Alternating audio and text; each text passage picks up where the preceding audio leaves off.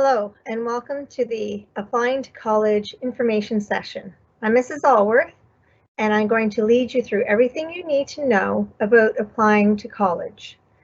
This is being recorded and will be uploaded to the Guidance Google Classroom next week. I will answer some questions, commonly asked questions, at the end of this presentation, and then I will open up the question option so that you can ask a question for a short time at the end. So here we go. So before you get started, you need to make sure you've done the research we talked about back in September. You've checked out the college websites and you've maybe gone on a tour. You've seen, maybe not a tour, I should say this year, but actually gone to the campus and seen what the college looks like. That is one of the priorities you should have, is actually go and visit the college campus, walk the campus and see what it feels like to be at that campus. Learn how far it is from your home and how long it will take you to get there. So make sure you do that research up front. Additionally, make sure you understand the research program, understand the program admission requirements. And you can do that through ontariocolleges.ca. We have shared that with you previously, and I'll share it with you again at the end of this presentation, but you need to make sure before you start your application, you've done your research. You shouldn't be doing your research as you're applying. So from some important dates, February 1st is what the colleges call equal consideration date. All applications must be received at the Ontario College Application System, which is OCAS, by February 1st in order to be considered equally to everyone else who applies to that program. So a good example is nursing. Nursing is a highly competitive program at colleges, and if you do not meet the February 1st deadline, your application will go to the bottom of the list and you may not be considered until they consider everyone else before you. Therefore, February 1st is a very important date. In early February, you may start receiving offers. Colleges do make early offers based on your grade 11 marks and your semester 1 final marks. By May 1st, that is the date that applicants must confirm their acceptance of an offer admission. And then mid-June is the earliest date that a college can ask you to pay something for their program. It's usually around June 15th, they can ask for a deposit for your program. Now, if you're applying to both college and university, you will know that the acceptance dates are different. One thing students ask is, what if I'm applying to both university and college? I haven't made up my mind yet. Then you would likely want to accept an offer by May 1st at college, if that's an offer you are serious about taking, and then wait and see if you get an offer for the university by May 27th. You will not have to pay anything until mid-June, therefore you won't be in a position where you'll lose money if you accept the college before the university. In the end though, you will have to pay money, and you need to be prepared to know exactly which program, which college you are interested in accepting. Now, the application is $95 and it's non-refundable. What you get with that $95 is 5 program choices, and you cannot exceed that.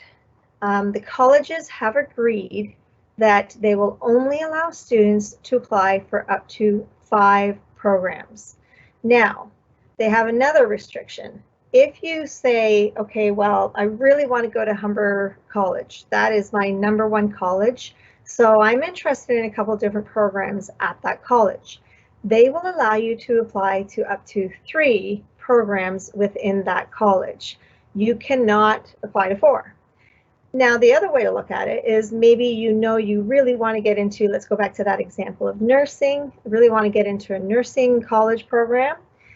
You can apply to 5 different colleges, each college having a nursing program. Therefore, still only 5, but could be 5 different colleges. So who does what when it comes to your pathway to college? So OCAS is the Ontario College Application System. They process your application and your confirmations or your acceptances, and they forward your information to the colleges. So that is OCAS, and you will receive communication from OCAS once you start your application. We, as the high school, we provide Ontario colleges, or OCAS, sorry, with your personal and academic information. So in other words, we transmit to them what we have in our system as far as which courses you have taken in grade 11 and which courses you are taking in grade 12. And we will send the preliminary information as well around address and name. We also email them, or sorry, send them your OEN, your Ontario Education Number. I'm going to talk about that a bit later because that is really important. You do not submit a transcript. We submit your marks. I am going to tell you now, and I'll probably repeat it again, that when you fill out your college application, it's going to pop up a reminder to send in your transcript. You need to ignore that. As a current high school student, we send it for you. Every person who applies to college gets that pop-up to send in your transcript. Just remember, you never have to send marks to the colleges. We send them for you. What you are responsible to do is to apply through ontariocolleges.ca. You pay the $95 application fee. Once you get an offer you're interested in accepting, you accept it and confirm it. And then, of course, you're going to go to college. So what if you're taking night school? So I do know some students this semester are taking night school in Peel at North Park. You are not required to do anything for that. However, if you're taking night school at Cardinal Leger, I believe that's the Catholic school that's offering it this year, then you would be required to let your guidance counselor know so that we can place it onto your OCAS application. We cannot do that until after you've actually applied and paid, and then we can go in and update your education information. If you're planning to take summer school next year because you need it for graduation purposes or you need it for your program, you will have to arrange that information, the grade, to be sent to the college. I've had students actually take the report card from summer school, drive to the institution, and drop it off so they know they receive it. More likely, you're going to be able to email it to them. So to create an account, you have to go to ontariocolleges.ca, and you're going to click on Apply Now. When we looked at this Ontario Colleges site in September, we were looking at programs, and we clicked on Programs. This time around, you're going to click on Apply Now. Once you click Apply Now, this screen will show up, and you must make sure you choose Canadian applicant. You are not an international applicant as a high school student. Once you've clicked on Canadian applicant, you're going to have to fill in some basic information. So I know I said we send your information for you, but this information you are going to input. You're going to input your legal first name, your legal last name, middle name if appropriate, and your birth date. And then you're going to confirm it. It's really important, spell it correctly because it's very difficult to change it after. Once you've done that, under personal information, you'll need to add your address and an email account. I always say make sure you're using an email account that you would be proud to have. So in other words, the colleges are going to see that email account. If it's a joke account, don't use it. Make sure it's one that you can tell the institutions about with pride. I've had to sit in my office and call institutions and they ask for the student's email and then I have to tell them what it is. So make sure it's something you're proud of.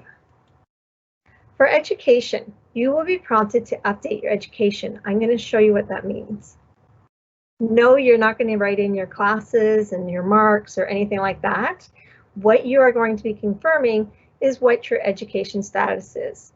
So the first two questions, for example, are you currently enrolled in a high school course?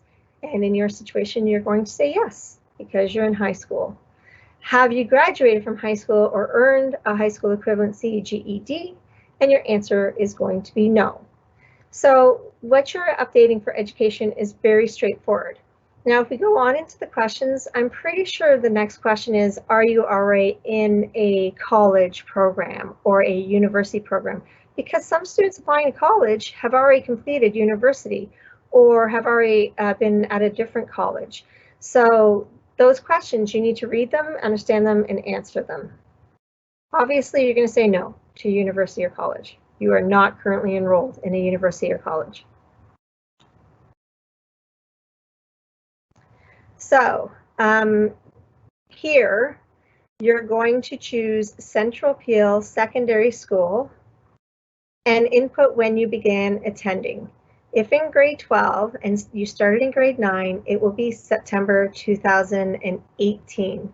I checked this, and I'm pretty sure for all of you who are graduating in 2022, if you started high school in grade 9, you will be inputting that you started September 2018, right here. That's what you're going to be putting in there, okay? Your 9-digit OEN number is absolutely necessary, so I have the green arrow here.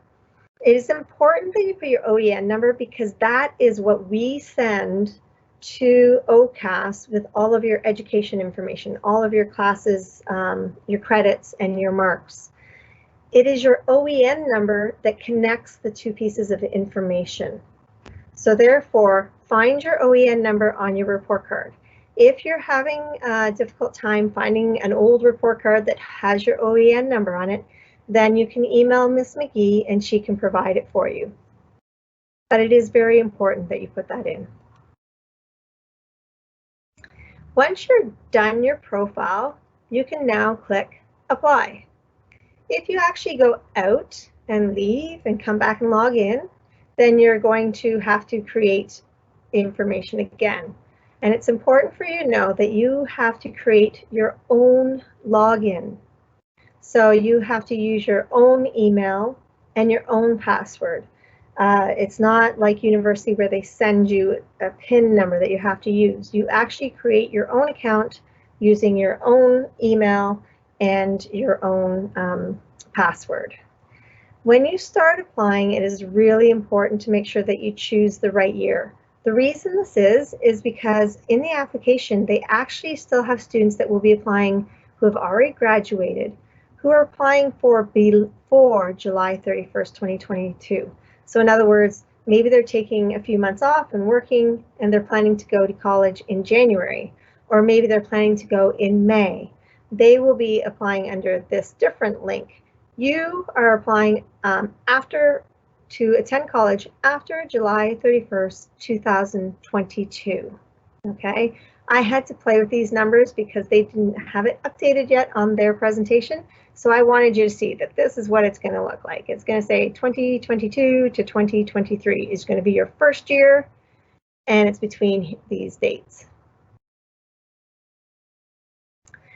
Once you're in the application, you're going to have this bar across the top where you go through the different steps. The first step is to choose programs, and you can search programs within the application. So I said earlier, don't do your research here, but this is where you're going to put in your programs. The reason I wouldn't want you to do your research here is because you can't see what prerequisites are for the program or how long the program is. What you're going to be searching here is simply the name of the program. So for example, you could search Pharm for pharmacy under all colleges, or you could type in business, all colleges, or you can change it and say, I just want to search Humber College and pull up their programs. So it's fairly easy to search the programs within the application. Just again, make sure you come to this step already knowing which programs you're planning to apply to. It's easy to click in the program of your choice and always check the start date. Again, making sure that you're choosing September 22.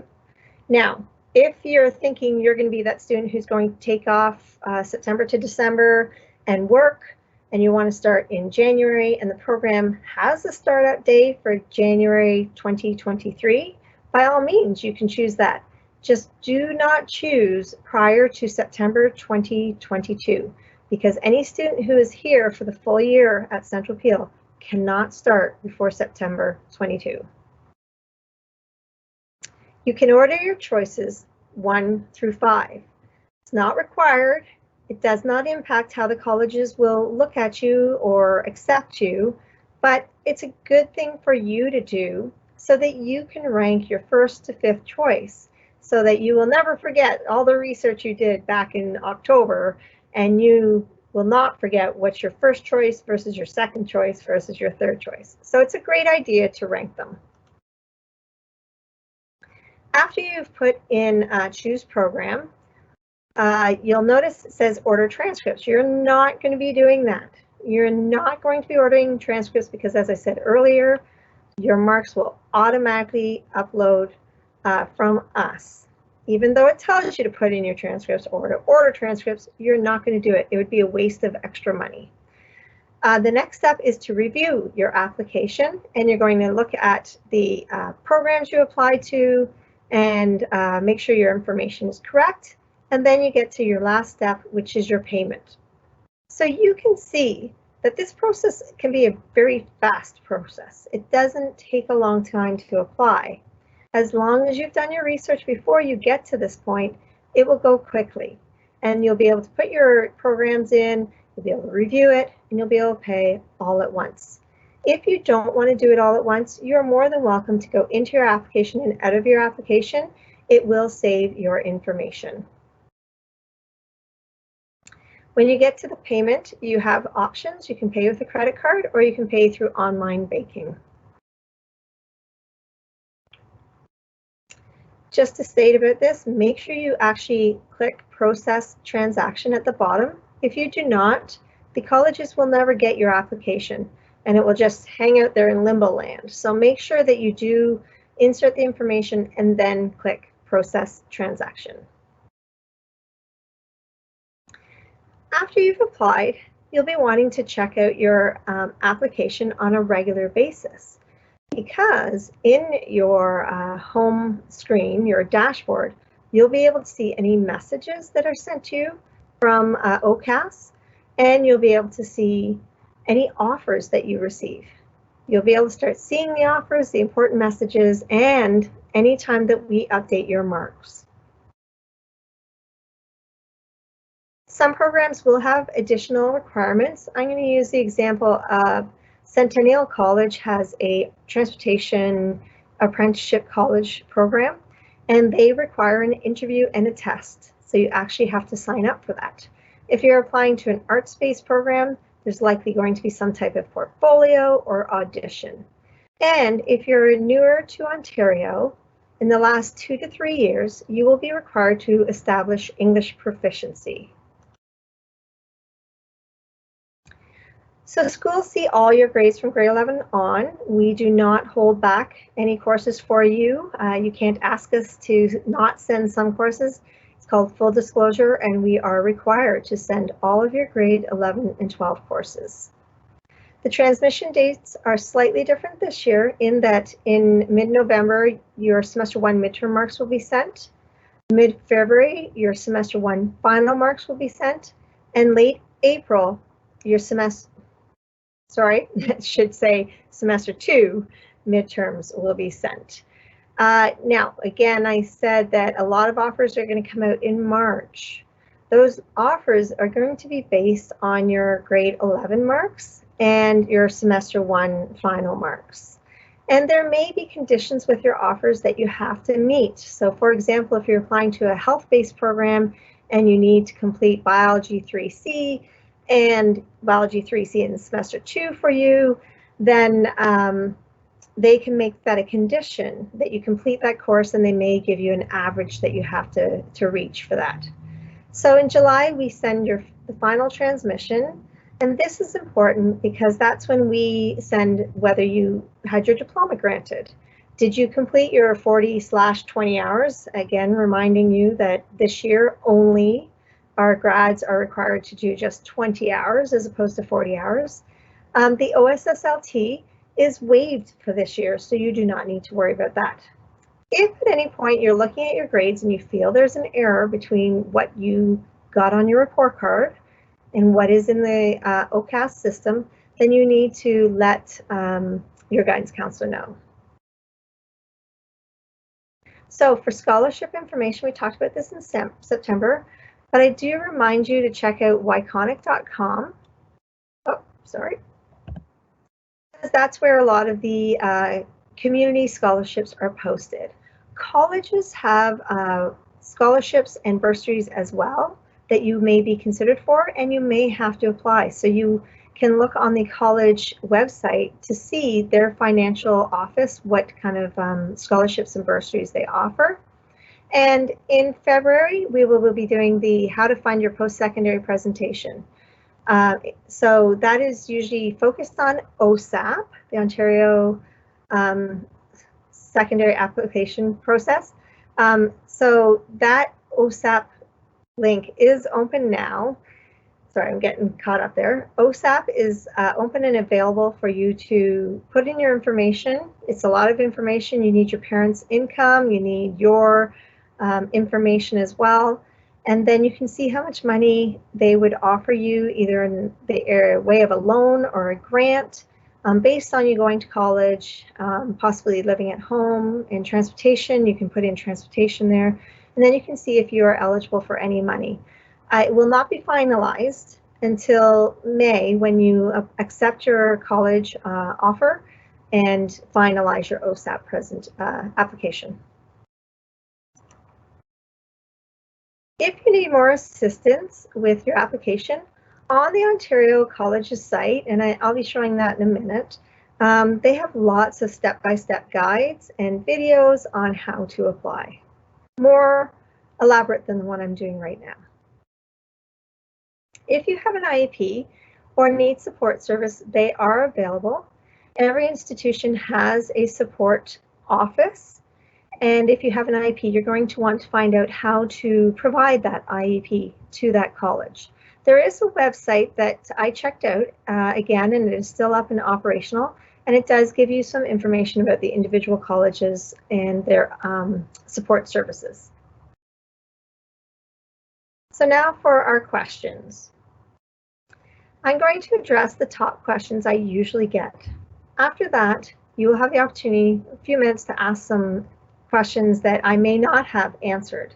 Please remember, these are general questions that would be appropriate for everyone. So first off, requesting transcripts. I know I said it twice already, but I'm going to say it again. You never have to request a transcript. We will send your education information. The exception is if you're applying for a scholarship, then you will contact Ms. McGee in the guidance office, who can provide you a transcript. What if you still have questions about your pathway and what's the right thing for you? In that case, if you've already done some research and you're still struggling to determine what that pathway is going to look like for you, I encourage you to email your counselor and request an appointment. You can bring the information that you have from your research, and that's a great place to start the conversation.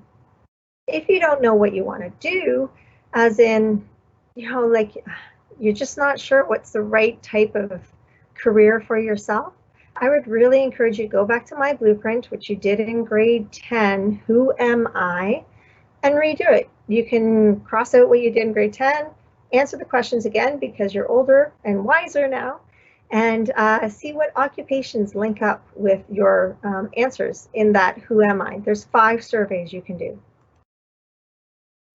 Should I apply to multiple programs at a single college? That is completely up to you, but there are definitely going to be students who will want to go to a specific college, and they will apply to 3 different programs within that one college. But remember, you have a maximum of 5 programs overall. Do colleges offer co-op, and what is it? So yes, there are some co-op programs in colleges. There seems to be more every year, and they're very highly competitive programs. And what it does, it's gives you the opportunity to get a job in your pathway, in your program, let's say. So if you're doing an accounting business program, they're likely going to place you with an accounting firm. And it's a guaranteed job, and it's very good pay. So it's definitely worth looking at co-op. What if I change my mind and change programs after I paid for my application? It is possible to make changes, but they should be done before February 1st or as early as possible. There will be some situation where students do need to make changes after February 1st, and it's a good idea to talk to your guidance counselor just to make sure that you're making a good decision about that. Sometimes it's worth making a change. How do I receive and accept my offers? So all the offers will come through your application, and you will also receive an email. You must accept your offer through your ontariocolleges.ca application. That's the only way to accept. And what if you want to go to university after college?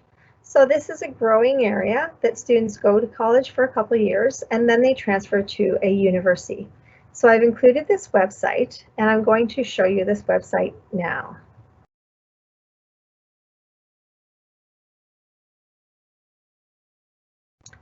So before I get to that website, here again is the ontariocolleges.ca website that we talked about in September. Here's the button for Apply Now that you will click on, and you'll start right here, which is Canadian Applicants Apply Now, and you'll start creating your profile. So that's how easy that is. As I said, they have various different things under the applying, including information and how to apply and various different supports. Now, the other website I wanted to share with you is exploring and transferring from college to university. While I'm doing this, I'm just letting you know, I just opened the questions. So if you have a question. So you're going to click on search for a college program. I am not going to suggest this is the best website. I have some difficulties with it. So I'm going to do a very simplistic search because I like it that way. I'm going to start with Humber College. So here I'm presenting the idea that I want to go to college first, and I'm going to choose Humber College. So I'm choosing Humber College is where I'm going first. I'm going from Humber College, and then I want to go to York because it's also close by. That's a good option for me. So I'm going to put in York University here. Once I've done that, what this Ontario Transfer Search Guide does for you is it allows you to find out how you would be treated if you finish a college program of 2 years and go to York University. There are many examples on this page. I'm going to point out just a couple. So this one tells you that you can go from a 2-year college program, any program at Humber College, to York University, and there's multiple majors in the arts and science program that you can do. You'll notice that they're going to give you 30 transfer credits and that you will have completed 25% of the program. So what does that mean? Let me just show you. If I click on details, it means after you go from your 2-year program, you're going to go into a 4-year degree, an honors Bachelor of Arts, which requires 120 credits. Now, what's really important is down here, you must have a minimum 70% average, and you're going to be 25% of the program. So in other words, what they're telling you is a 4-year university program. If you go to college for 2 years, they're going to take off 25%, right? They're going to take off 1 year, and you'll have 3 years left to complete. And that is shown to you here. The number of semesters remaining would be 6. So you would do 2 years at Humber, finish your diploma there, make sure you have a 70% average, and you can apply to a Bachelor of Arts or Bachelor of Science program at York University, and you're applying to their 4-year degree program, and they're going to take off 25%, 1 year, and you will have 3 years left. So that is how you can research those programs. If you keep going down on this page, you will see that there's more specifics, and I'm actually going to fly down to the bottom here because I looked at this a little earlier. See all these agreements they have from Humber to York. And the one I wanted to look at was business accounting. So here's a student who wants to go from a 2-year business degree to a 4-year Bachelor of Administrative Studies, which is an accounting program. Because you've done this accounting diploma, they're allowing you to go into an accounting program at university. And notice they're giving you 60 credits and you'll be done 50%. That's a difference. So if you go click on the details here, you're going from a 2-year diploma into a 4-year degree, but they're giving you more credits. Sorry, that's down here. With your 70% average, they're giving you 60 credits and you're 50% done, and you only have 4 semesters remaining at university. So it does depend on the university program what your college diploma will result in for you, but what how many years you would have to do in university to get both your diploma done and your university degree. So I did open the questions. At this time, I don't see any questions, but I will wait a moment. I'll take a drink of water, and then if you have any general questions that I have not answered, please feel free to type them in the questions.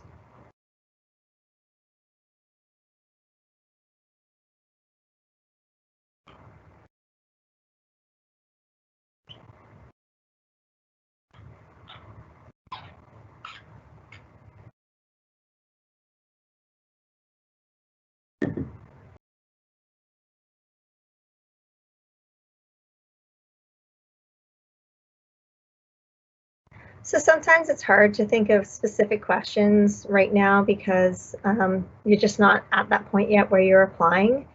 I am going to remind you that the application is open now and it will be open for the rest of the year, but your deadline is February 1st. I insist that students have that ingrained in their heads that February 1st should be your deadline if you want to be treated equally so that you have a good chance of being accepted for the program. So once you start getting into the application, you might find you do have some questions.